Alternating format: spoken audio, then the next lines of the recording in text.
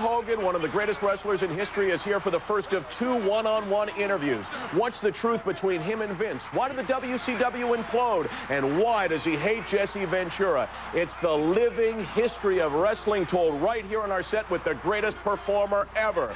Hulk Hogan, #1, one-on-one. Bring it on.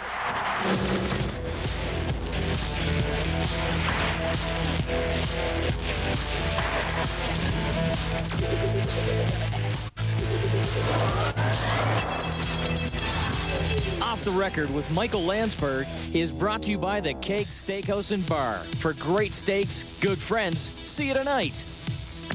When you talk about the wrestling one-on-ones that we have done, we have had all the greats, and this one is our biggest ever. He's probably the biggest moneymaker in wrestling history, the biggest crossover star the ring has ever produced. Now, I got to talk to the guys off camera. This sounds like the Rock intro. Is this the Rock or Hulk Hogan? I don't know. No, brother, The Rock is the guy that walked through the door when I opened it for him. Oh, okay, thanks for clarifying. So go. that is the man, like I say. You know what, we have done them all, but we've been waiting to get you in the chair. Wrestling fans across Canada can't wait to hear what you got to say. And you know what? Thanks for stepping up to the plate and saying, ask me whatever you want. I sit holding your book, Hollywood Hulk Hogan, available across Canada. We'll make reference to the book all throughout the show. Thanks a lot, Thank you. All right, let's talk about you and Vince McMahon. You guys have been intertwined throughout your careers in a lot of ways. You made Vince, and in a lot of ways, he made you. What's the problem right now? What's the relationship that exists between you and Vince? Well, it takes two to tango. And there's a long history, like you said, almost 20 years of Hulk Hogan and the McMahon family, his father first, and now Vince. The problem is the problem is the problem. The problem is I don't know what the problem is. I went back to work in January, started out in Toronto, did WrestleMania, worked 5 or 6 pay-per-views, worked a lot of house shows, which are wrestling live venues that aren't televised. And then we got to a point where I needed a little break because at 49 years old, you can't wrestle every night, 20 minutes a night. You can wrestle 1 or 2 nights and you need a day off. I hear you, brother. So we got to the point where I said, Vince, need a little break. So I did the match with Brock Lesnar, made him look like $1 million. He's a great talent. And then I took some time off. When it was time to talk about coming back, Vince McMahon hit me with a scenario, plan A. I kind of said, oh, that doesn't really get it. Which was he wanted you to job for Brock Lesnar again, right? Well, it wasn't so much that. It was no problem with the job. That's where people kind of miss the point. It's the whole content of the show. Take it to a higher level, take the high road. I had a problem with plan A, and then plan B came the next day. And both of plan A and plan B weren't that high road. They were that low road again, the Jerry Springer wrestling that once I did my segment, whether it was beating Brock Lesnar, or as you would say, jobbing for Brock Lesnar, which means losing. The rest of the content of the show was in that low road situation. So as we were speaking and as Vince and I talked, it was the 3rd time he called me back after plan A and plan B. I balked on. He called me with the 3rd phone call, and I didn't even know he was going to call. But as we started talking, I rudely interrupted, and basically I said, well, let's just talk after the 1st of the year. I'm not going to do anything until after the 1st of the year. I'm going to stay with my family. And so what's your contract status right now? I've got a couple more weeks left. I think it's January 14th that it expires. That's it. And so I am the one that verbally spoke over him on the phone and said, Vince, let's just talk after the 1st of the year. That's where it stands. Whether he wants to talk to me or doesn't want to talk to me, I don't know. And I hope he does, because I would love to talk to him about, Hulk Hogan and what I can bring to the table and taking this high road. I think it's just my opinion. But after what happened in the United States, in our country, with the 911, people get tired of the death, the devastation, the shock TV type stuff. I think people want to see the high road. Whatever happened with me arguing with you, going into the Sky Dome and selling it out like myself and The Rock, that still works too. Wrestling still works. Now, what do you bring right now to the WWE? What do you offer them? Because he's not taking it right now. You're talking about, in a lot of ways, moving backwards, right? In terms of sports entertainment and wrestling. You're talking about going back into the past and drawing on that maybe to boost where they are right now. Not at all. Not at all. You're completely missing the point. I'm talking about the natural progression, the natural skyrocketing of a product to the next level. I'm talking about not trying to move by somebody that's established, not trying to move by somebody that is a loyal fan base, not trying to move by someone that's loyal to the company, such as myself. And point taken, if I would have won every match and been the champion of the world and on top of my game, and Brock Lesnar would have wiped me out, it would have really meant something. In my opinion, Brock Lesnar beating Hulk Hogan that had been beaten for the last 10 weeks on TV really didn't mean as much. What I'm trying to get to is instead of pushing Hulk Hogan aside, I feel that I still have a lot to give to the company. Be more specific. Give me an idea, because you've been involved intimately in the creative process of wrestling for a lot of years. What would you do with this thing? Pitch me the way you might pitch Vince. Well, if you were Vince McMahon, I'd say, Vince, the only thing that is real in this make-believe world of professional wrestling was the fact that these fans that are so loyal to their product, they believed in the comeback of the old man Hulk Hogan. Now you're Vince I'm talking to. So Vince, why don't we capitalize and give these people something to live for, something to cheer for, instead of trying to always take it away from them. And we keep taking it away from them, but they still cheer. Well, you're losing matches, but it works. What happens if I did, get a little spring in my step? What happens if I did start to get a little momentum? What happened if the people really started saying, oh my gosh, it's working, he's coming back, he's larger than life, and all of a sudden, as I was building, as the scenario would go, then as I passed the torch, then as we gracefully made the young guys feel more compatible with the audience. Then as the people got to know the Kidmans better and the Jerichos that are coming up better, well, Jericho's doing good, but all the guys then as the people got to warm up to these guys, then when that torch was passed, they'd go, oh yeah, I've kind of grown up with Kidman's getting better, and then he beat Hulk Hogan, and now, yeah, I feel good cheering for Jericho, instead of all of a sudden ending the story, now cheer for this guy who you don't know. I just wanted a more natural progression, and it's just my opinion, of a way to utilize. I had no idea when I came back Hulkamania was so alive and well. I had no idea when I hit Toronto that the guy that was the hottest commodity in the wrestling business, the guy that sold more merchandise than supposedly anybody else, the guy who was the hottest guy, would get booed out of the building. We stumbled onto something great. Why not capitalize on it? I want to ask you about that. I want to ask you exactly about that match with The Rock, what you were thinking, how it unfolded, and we'll do that when this amazing OTR returns with Hulk Hogan. Stay with us.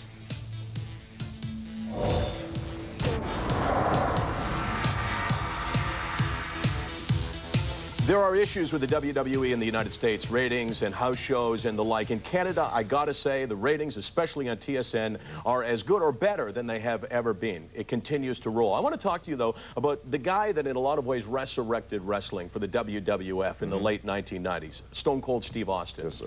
He walked out on the WWE. Do you respect what he did and the reasons for him doing it? I don't understand why he did it. And first off, to go back to your intro, the ratings, the numbers in Canada, everything's alive and well, but you don't get the same show we do. When this show comes through here, it's censored to a certain degree. A lot of the stuff with HLA, the hot lesbian action, certain things that happen don't quite get to the table like they do in the United States. So we're talking about oranges and apples here. Now, putting that to rest, Stone Cold Steve Austin walked out for a reason. What his reason was, I don't know. If it was personal, I could dig that. I mean, my wife is... Paul Heyman said on the show, he said that he would not job to Brock Lesnar. One of the reasons was he did not like the direction that the company was going. Right. Well, I feel that, there's a way to do things.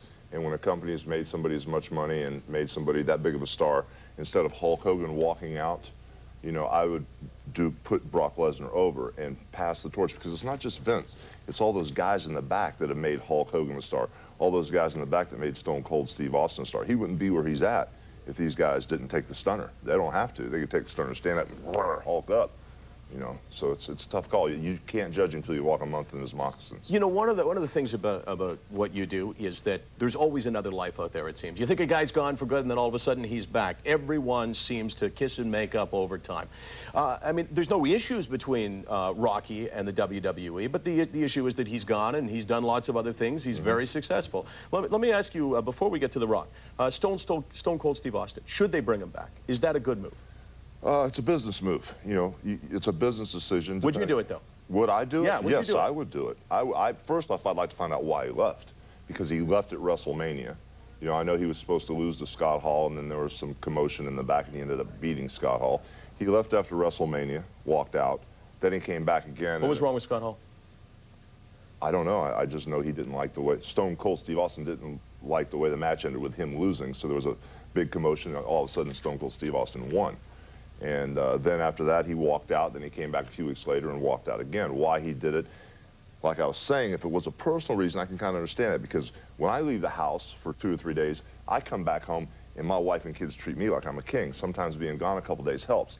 I know Stone Cold had his wife with him 24/7, you know, traveled with him, worked with him. That can be hard. I don't know if it was personal, business, or both, but I'm sure he had his reasons. What do you do with The Rock right now, WWE? You understand the business, right? I said that to you before, but obviously you do, because you've been at the top, and you can't get to the top if you don't understand it. How come guys, the fans, do not love Rock the way they used to? They don't have to love The Rock. If they boo him out of the building, that's good too. You know, if they don't cheer him and they don't boo him, then you got a problem. The Rock, they just don't seem to be as interested in him as they were before. They figured him out. They realized that he's capitalizing on wrestling to skyrocket his movie career. And once they figure out that, well, you're really not hurt and that you took 6 months off to do a movie, now you come back and you capitalize and make money with wrestling, and you're just using it as a springboard to get to something else. The fans figure that out, and they will boo you. Just like when I left the WWF a few times to go do movies, when I came back, oh, he left to do a movie. And it makes the wrestling fans hot. They want you to be loyal to them, just like, you know, they're loyal to you. Do you regret doing the movies? No, I don't regret doing the movies. I mean, I had a hard time doing the movies because the WWF was not movie friendly at the time. They had a mentality that if you do a movie and you don't wrestle, you'll get fired. Like I got fired the first time I did Rocky III. Are people jealous of Rocky right now, backstage? Are there guys that resent? The Rock? Yeah. There is some jealousy. I've heard conversations where he's been knocked heavily, and guys will say things about him that are wrong. I mean, I only know him from him being a little kid and catching Hulk Hogan's headband in Madison Square Garden when he was 13. I know him from wrestling his father, Rocky Johnson, and all I know is how he's treated me and what respect and how a professional he is, and especially in Toronto when he got rattled in his cage where he was expecting to get cheered and 70,000 people booed him out of the building. A lot of top guys would lose their composure. This guy was professional enough to stick with me and listen to me, and I was listening to him. We got through that together, and at the end of the day, we were back on even ground. When we shook hands, and he came to my aid to help me from the NWO guys beating me up, he got the respect back. He won the match, I won the millions of fans back, but what I've heard in the back room, some guys will knock him, you know, and some guys don't understand what he's going through. I mean, sometimes when he needs an escort, you know, to the ring or to the building, he needs that. And a lot of the guys in the back, oh, God, he's in a limo. He's got security guards, you know. They don't understand where he's been. I mean, when he's hot and he's hot, he may need to be on time to get in front of a camera that's going live. And if he can't stop inside 500 autographs, a lot of guys won't understand that. But he's doing the best he can. He's a quality person. There's only one guy who can relate to what he's going through, and that's you, because you have been through it. Do you like the way he's handled it? Yes, I do. Yes, I do. I've got a lot of respect for him. And I think something that you asked me, what would I do with The Rock if I was the man, Vince McMahon? I would welcome him with open arms. He has done nothing but be supportive of the WWE. He's done nothing but give his blood and guts for the WWE. And the thing was, Vince opened this floodgate. Vince helped him become a bigger star, a crossover star. And now that he's got momentum, I don't know what their deal was, if he was supposed to come back to work 6 months out of the year, or if it's just 6 days out of the year. I don't know what the deal is. That's not my business. Is there anything that Rock's done better than you did in terms of crossing over? His timing. His timing. I've done 16 movies, you know, some small cameo roles, some big roles. I had my own TV series for a couple years, but Rock's timing has been better than mine. When I started to break into the movie business, Stallone was 30 years old, Arnold Schwarzenegger was 30 years old. All these guys were in their 30s, and all of a sudden I was trying to go head-on-head with action stars that were established. These guys are now over 50 years old. Rock is the young stud now. He's got a chance to get in there, just like this Vin Diesel guy that's under the same management company. Vin Diesel has 3 or 4 movies out. If The Rock gets 3 or 4 under his belt, if he can prove he can carry a movie on his own, he's going to be gold. I love picking your brain. We're doing so with Hulk Hogan. I got to ask you about longevity. Not a lot of guys have it, but you are clearly one who can say, was there before, I'm there now, and I will be there in the future. More with Hulk Hogan in a second.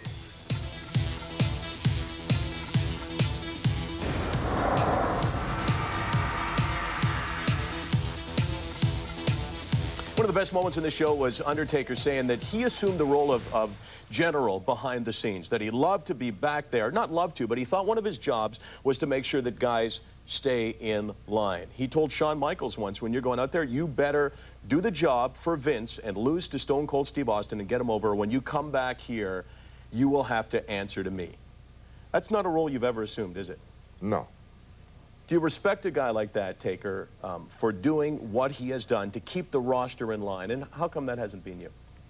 I don't know how far he's taken it.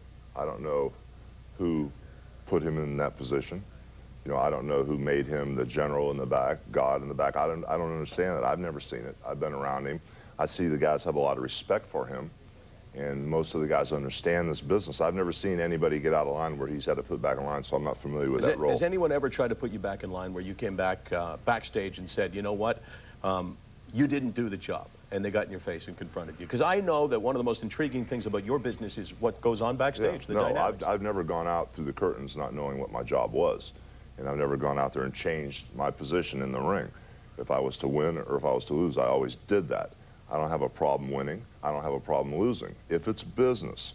Now, if somebody says you're going to go out there and lose, and it's for a personal vendetta, or you're going to go out there and win, and it's for a personal vendetta to embarrass somebody, I won't do that. I've never had a problem with that in any way. If they ask me to lose to Andre the Giant or a 150, 60-pound guy like Billy Kidman, if it's business, I will do it. This is entertainment.